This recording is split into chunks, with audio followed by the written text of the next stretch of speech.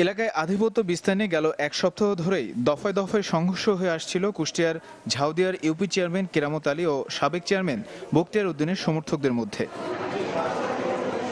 এরই জেরে শনিবার ভোরে আবারও সংঘর্ষে জড়ায় দুই পক্ষের সমর্থকরা। এ সময় দেশীয় অস্ত্রশস্ত্রের ব্যবহারের পাশাপাশি চলে গোলাগুলিও। এতে ঘটনাস্থলে প্রাণ যায় ইমাম আলী নামে একজনের।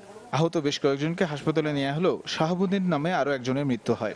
গুলিমুলি করছে, পাবলিক সব দৌড়ে মারছে, আর মুরব্বী যারা পড়ে গেছে তারা তাদেরকে ধরে ধরে কুপাইছে।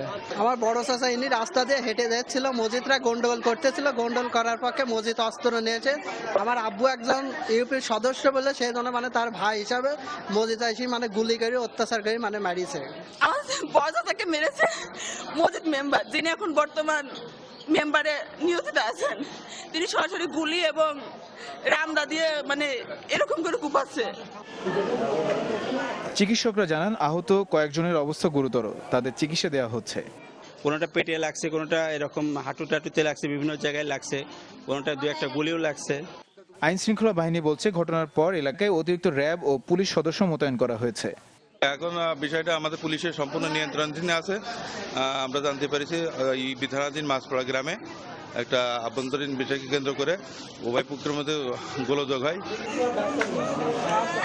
এই ঘটনায় নিহত দুজনই বর্তমান চেয়ারম্যান কেরামত আলীর সমর্থক বলেও জানায় এলাকাবাসী।